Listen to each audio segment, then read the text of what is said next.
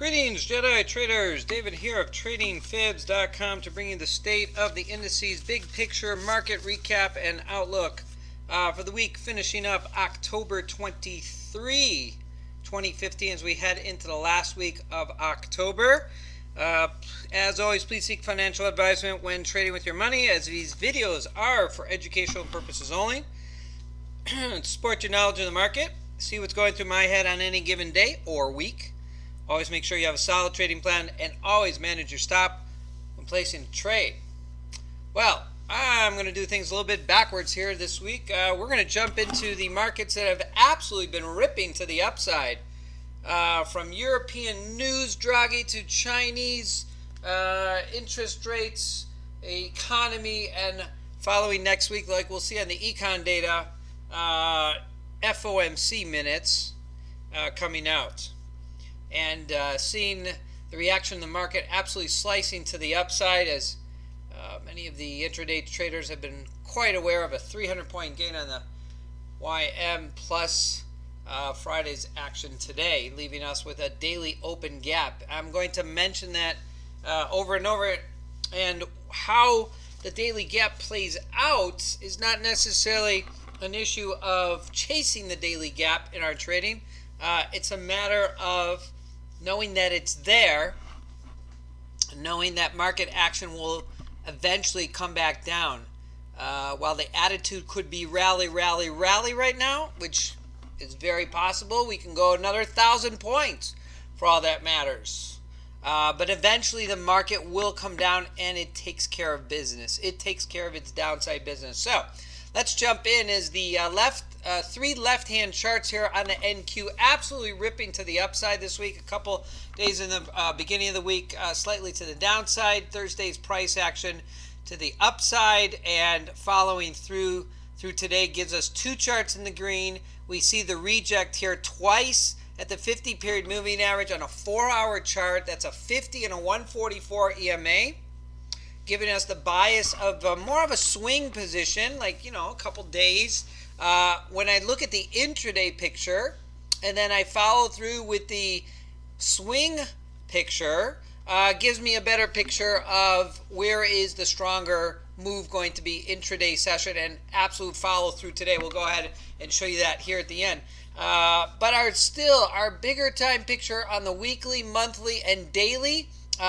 Slight edge to the upside right now, as we can see price action has broken above the moving averages, especially here on a daily, well above the 50 and the 144. But unfortunately, after a few days rejection, breaking upside, the 50 is still below the 144. Until that line crosses upside, the bias still remains slightly to the edge to the downside. So for the NQ for the upcoming week, the edge still to the green slightly, 42%. Bullish to 21% the bearish. So unfortunately, with open daily gaps, I got to go with the slight edge for next week that we might come back down. Here you can see price fib retracement on a daily picture up here at around 46.40 to about today's high. Drawing a fib retracement from the lowest low to the highest high actually gives us a 50% retracement, which we'll see on several of our indices here. A 50%, let's go ahead and enlarge that for you so you can all see that. 50% retracement. We drew a fib retracement from the lowest low to the highest high.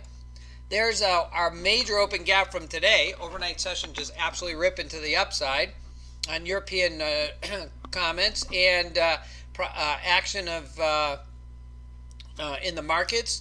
And so from the lowest low to the highest high, a 50% retracement is going to actually come back eventually. If it came back down, let's say today was the highest high, and next week we had a follow through to go all the way back down, 50% fib retracement will go ahead and close that daily gap. So keep that in mind, that two major open daily gaps. Not to say we don't have others. I'll go ahead and show you those on the other charts, but those are two serious open gaps from at least this month of October that eventually will get filled. Rally is a rally, but eventually, unfortunately, price action will come down. I don't know when, but it will.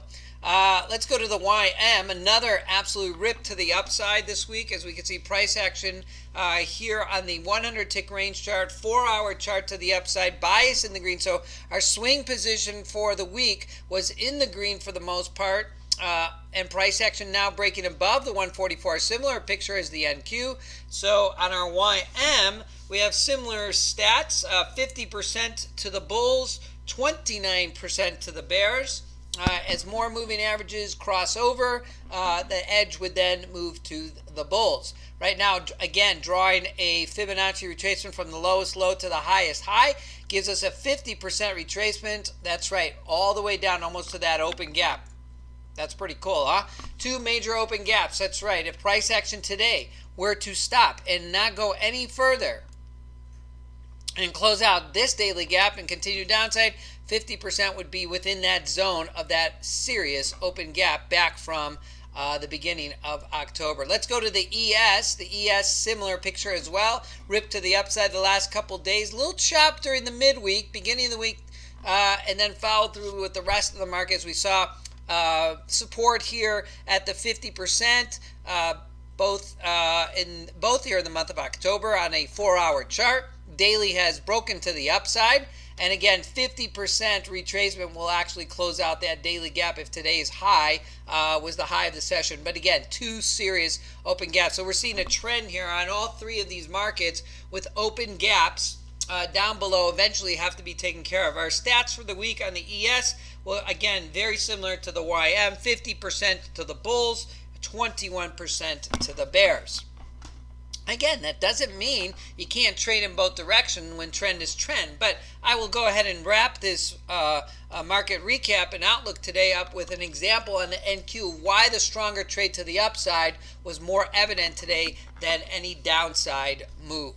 Let's jump to the long-term crude here. As we can see, of all the four indices, or the four indices plus crude here, you can see that the bias to the downside on the crude, red, on the 100 tick 4-hour T3 moving average and a 4-hour 5144 is in the red.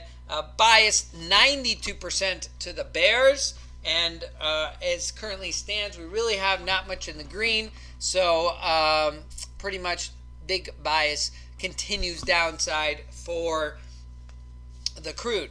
Now, let's jump to the TF, Russell.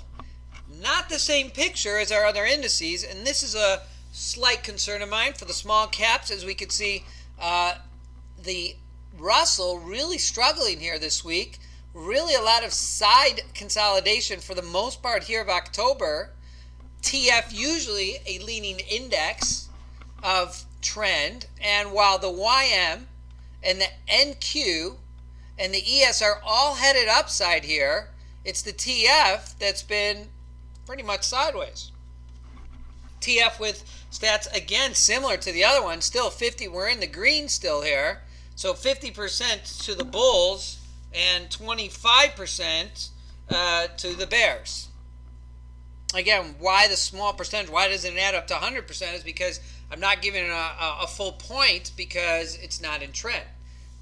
Here we see price action breaking above the moving average, but bias on a daily on the Russell is still downside. Bias is still downside on a monthly, but not full because our moving averages aren't in sync. Same thing here on the weekly.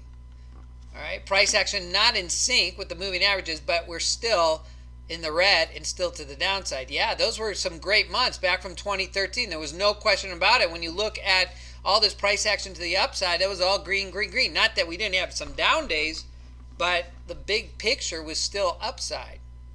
All right, so right now the TF still struggling here around the 50%. We're under 50% Fibonacci retracements. We'll have to see what happens next week, obviously, with FOMC in minutes coming and GDP on Thursday.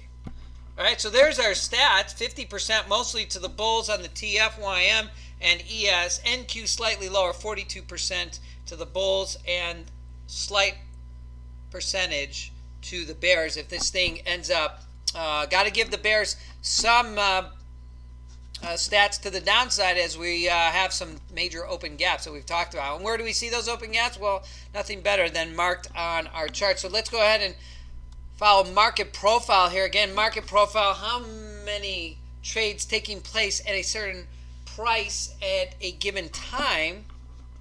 Here we can see price action again on the Russell for the majority of this week, represented by sideways action. You can see here again the weekly opening price here at 11.53.3, closing out each and every day's daily gap. Today's daily gap around 11.61.3, leading into next week.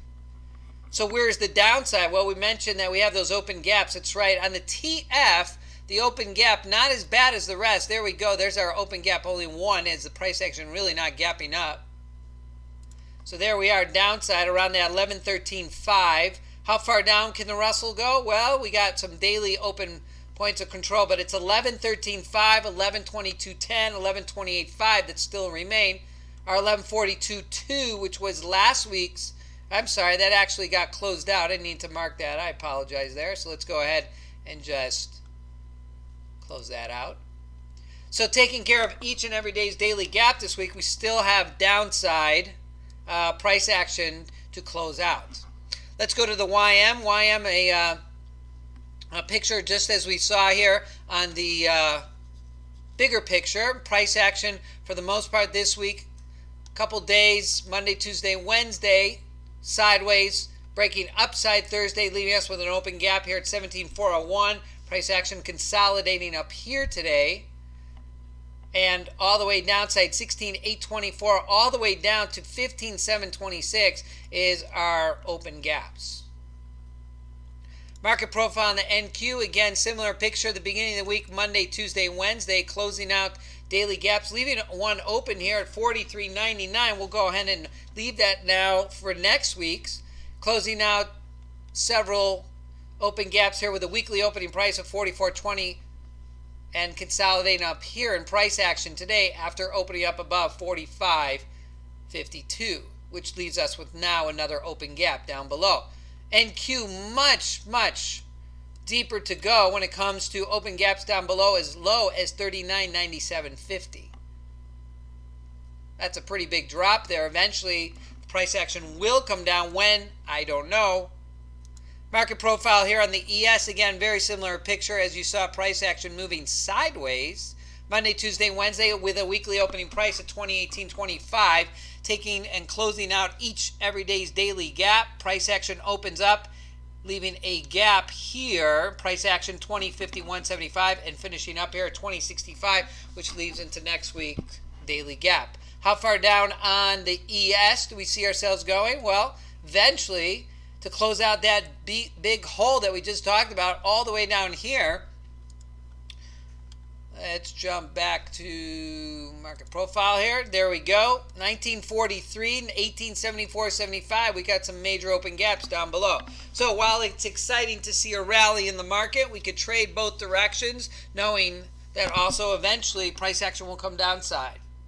And then looking at the crude, we could see price action just continuing downside. Here we had Monday, Tuesday, and Tuesday.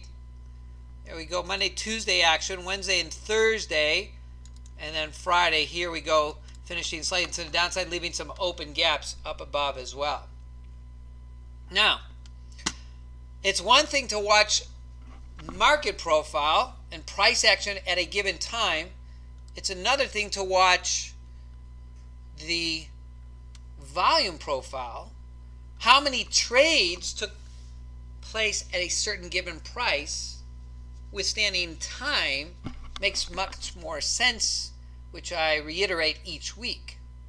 So here on the TF, looking over the last 600 days, we could see the open points of control, VPOCs, which also similar to open gaps eventually becomes closed. And so if we look over the last 600 days, we could see here that 1029.3, which we still do have. I'm not going past 600 days. We still have open points of control down below that. But just focusing on the last 600 days, we could see price action here consolidating, as we saw on the big chart. Here represented by this week's price action, taking care of open points of control each and every day, closing them out.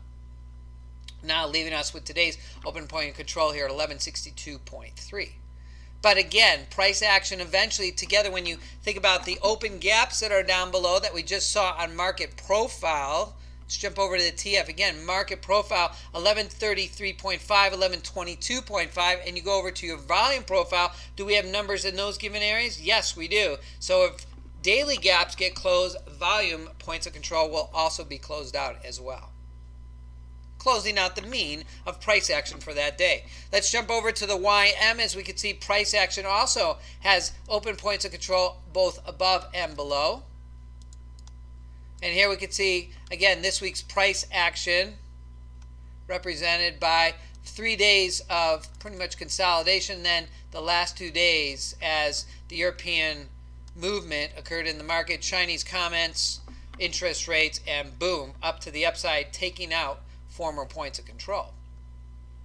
Nice price action to the upside. NQ, again, lots of price action still remaining to the downside, open points of control, but it is this week's price action that took care of former business. We do it. We take care of upside open points of control. Here we can see 3 days of price action sideways, 4, 5 leaving an open gap. We actually didn't close out that point of control. And here was today's price action, now leaving an open gap, point of control here about 4,625. And then giving a great example, here we see the ES. Yeah, a lot of lines here. I wanted to point this out, knowing that I'm only looking at about 600 days of price action. All right, there's 600 days of price action with, again, a range of open points of control that eventually will get closed out. Extending this to about 10 years, we could see that all this price action here, these open points of control, you ask yourself, well, those are, whatever, those won't be taken care of. But when we look down here at 955.75 and ask ourselves, well, eventually, will that be closed out? Let's just take a look at a chart offline here. That 900 actually was within a reason of a reasonable drop that the market has gone recently since 02 and 08, down to that area around 700 to 900. And so if you look at the chart here with all these open points of control, I know we talked about the daily gaps that are on here on the ES, right? 1874.75 currently, but when I can open this up, I don't have any daily gaps that are plotted since that time, but I give same credence to volume profile where open points of control all the way back down to 955.75 will eventually be closed out. Now, when that happens, who knows? It could be 10 years from now. But for now, in the short term, I like to look at least the last 600 days of price action, and on the ES combined with, that's right, 1874, go back to the market profile, 1874.75, all right? Look at that. I have an open point of control right down here, 1874.75. So closing this out right here, these points of control right down here is very doable. But as far as price action this week, we could take a look at the, let's go ahead and extend this here for you so you can see, again, 70% of price action taking place within the area of the orange, and then the outliers here and closing out points of control. Now, how do we put this all together in a trading plan? So we have the long-term outlook. So let's go ahead and take an example like we do every week. Let's use the example of the NQ today. The NASDAQ, we know what market profile looks like. Let's jump into the market profile. Market profile, again, 3 days of price action, gapping up today. Was there money to be made up here? Sure there is. Let's go to the volume profile. What do I know about the NASDAQ profile from today? Well, we'll go ahead and take a look at a bigger picture, all right, with candles on it. So here's today's volume profile. Again, daily gap, all right, daily gap all the way down here. That's right, the daily gap all the way down here, never coming down and closing out a former point of control, but you could see almost like classic lines. Again, these are dynamic lines changing throughout the day, but once price action has set a range, a value area high represented by the top orange line, a value area low represented by the bottom line. You can see price action really not breaking down any further after a certain set time. And so then once price action, so what am I looking at? I'm looking at this area right here. When price action broke above this value area high, what was the opportunity to take a trade here is a combination of knowing that, number one, I'm above value area high, I'm outside the range. Market profile, I'm looking at, do I have anything to the upside? Well, no daily gap upside here to grab. All right, so market profile time-wise isn't playing a role. I'm looking at my long-term NQ. I'm in trend for the swing position. That's right, swing position is in the green, and green. I'm well above. All right. I know price action is above. I know my percentage is about, at this time, it's about 42% to the green right now. 42%, not as strong. I would like it above. 75% would be nice or higher. All right, so my bullish tendency, or my bullish bias right now, lines right up. That's right, lines right up with an NQ trade that we saw this afternoon, starting at around the 1 o'clock Eastern Standard Time, with a buy signal, not sell, buy signal here, B3, representing that all three of these charts are in sync. And so the B3, an indicator of a T3 moving average crossing over, puts you into the trade. Now, whether you get stopped out or not, that's another issue. The whole idea here is that you're in trend. You could use possibly a re-entry, or on a smaller time frame, or if you're stopped out, you wait for the next re-entry and you get in, and you have a trade where you didn't give money back to the market. And that's right. And then market ran up and settled downside today as we closed it out. All right, but I wanted to show you where, again, a trade that you could take to the downside, but where was the stronger bias was in looking at the long-term picture is in the green. I'm looking at my market profile. This is how I use my market profile. Break above, upside above the value area high, and then linking that up with the intraday picture, buy signal, 3 charts, crossover, 534, 20 tick is upside, T3 moving average is crossing over, and I'm in the trade and a higher probability of staying in it as the color is green, and my bullish bias actually increases as I have more charts upside. All right, that is our market recap. Let's take a look at next week's econ data. We mentioned that FOMC meeting begins on Tuesday with the announcements on Wednesday, followed by GDP and jobless on Thursday. So next week, I expect to be there a lot of price action in either direction. Could be a lot of volatility, so please watch yourselves in the market. That pretty much concludes today's market recap and outlook. State of the indices. Feel free to stop by at my website, tradingfibs.com, where you can find out more information on my e-manual trading room, my basic trading rules. I post a lot of former videos. You can check out market indices, outlook recap. Or if you want to obtain more information, you can go ahead and email me, david@tradingfibs.com. My trading mantra of one simple strategy: any market, any chart, any time frame will keep you disciplined. You can find me every day on Twitter at Trading Fibs, and as always, I really do leave the crystal ball to the experts, but I do like to look at where are we currently, what is the probability of direction based on moving averages and a combination of Fibonacci extensions and retracements. It's always good to go back and look over your charts and do some ancillary reading. Please feel free to visit the market website, seeitmarket.com, where they got a lot of great articles you can check out. Let's come back to that. Shadow Trader does some excellent weekly videos you might want to check out. Always make sure you check out the ICE market commentary each week on market overall consensus, just like we're doing here today. Again, See It Market has some great articles written by some contributors, including myself. Again, check out the market commentary. If anybody's into Heikin-Ashi, doing a little extra reading on Heikin-Ashi, can always supplement your current trading strategy, as we use those in the candles in the trading room. And always check out for long-term investing the Kelly letter, jasonkelly.com, using the 3% signal for long-term holdings and investments. I only trade what's in front of me on my charts. I wish you all a great weekend. Have yourselves a Blue Zone day. And I wish you a good day, good night, and good trading.